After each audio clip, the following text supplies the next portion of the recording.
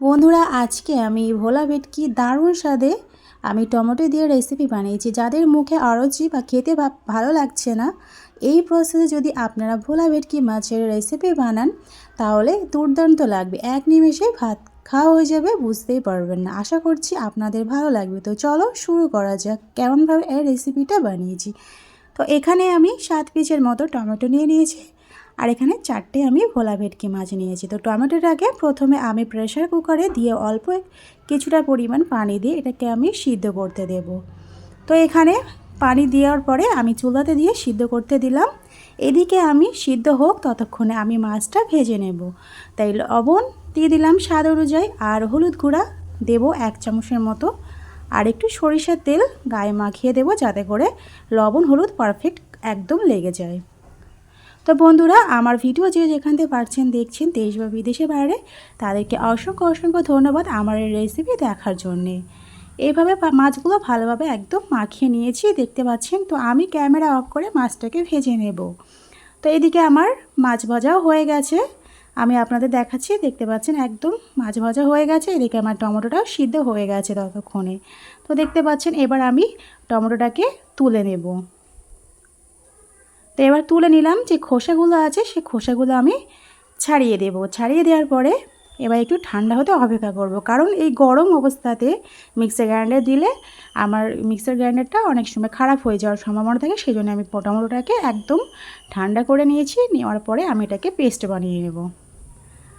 তো এখানে দেওয়ার পরে আমি একদম মিক্সার গ্রাইন্ডারে দিয়ে পেস্ট বানিয়ে নিয়েছি, আপনাদের দেখাচ্ছি। দেখতে পাচ্ছেন বন্ধুরা হয়ে গিয়েছে আমার পেস্ট বানানো। এবার আমি রান্নাতে চলে যাই। তো এখানে আমি কড়াইতে যে মাছ ভাজার তেলটা ছিল এক্সট্রা, সেই তেলটা দিয়ে দিলাম, আর কিছুটা পরিমাণ সরিষার তেল এখানে অ্যাড করলাম। তেল আমার গরম হয়ে গিয়েছে। এবার আমি 3টে শুকনো লঙ্কার ফোড়ন দিয়ে দেব। আপনারা চাইলে কাঁচা লঙ্কা অ্যাড করতে পারেন। তো এখানে আমি শুকনো লঙ্কা দিয়েছি। এবার আমি একটা বড় সাইজের পেঁয়াজ কুচিয়ে রেখেছিলাম, সেই পেঁয়াজ কুচিটা দিয়ে দিলাম। দেওয়ার পরে ভালোভাবে নেড়ে পেঁয়াজটাকে একটু লাল করে নিয়েছি হালকা করে। এখানে 1/2 চামচের মতো আদা বাটা, 1/2 চামচের মতো রসুন বাটা দিয়ে দিলাম। দেওয়ার পরে একটু ভেজে নেব যাতে করে কাঁচা গন্ধ না থাকে। এরপরে এখানে জিরে বাটা দিয়ে দিলাম 1/2 চামচের মতো, এখানে ধনিয়া বাটা দিলাম 1/2 চামচের মতো। দেওয়ার পরে একটু ভেজে ভেজে নিয়েছি। এই যে কাঁচা গন্ধটা আর থাকবে না, কাঁচা জিরে। এই যে টমেটোর যে পানিটা ছিল এক্সট্রা, সেই পানিটা দিয়ে আমি মশলাটা কষিয়ে নেব।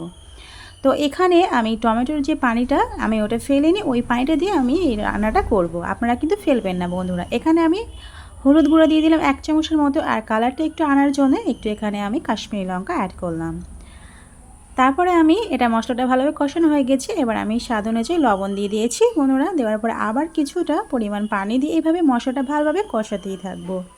তো এখানে আমার ভালোভাবে কষানো হয়ে গিয়েছে, দেখতে পাচ্ছেন তেল ছেড়ে দিয়েছি। এবার যে টমেটো পিউরিটা করে রেখেছিলাম পেস্টটা, সেই পেস্টটা দিয়ে ভালোভাবে নেড়ে চেড়ে আমি ঢাকনা চাপা দিয়ে কষিয়ে নেব। তো এখানে ঢাকনা চাপা দিয়ে দিলাম। দেওয়ার পরে মশলাটাকে এভাবে কষাতেই থাকবো, কারণ আমার ঢাকনা খুলে রাখলে অনেক সময় চারিদিকে ছিটকাবে, সেই জন্য আমি ঢাকনা চাপা দিয়ে বারে বারে নেড়েছি। ক্যামেরা অফ করে বারে বারে নেড়েছি আমি বন্ধুরা, সেটা আমি পুরোটা দেখাইনি। এবার আরও কিছুটা পরিমাণ পানি অ্যাড করেছি। আমার আর টমেটোর পানিটা এক্সট্রা যে ছিল সে পানিটা আর ছিল না, তো সেই জন্য আমি এখানে পানি অ্যাড করেছি। সবশেষে এখানে আমি ঝোল, যতটা আমার ঝোল, এখানে তো ঝোল রাখাই চলবে না, একদম মাখো মাখো করতে হবে।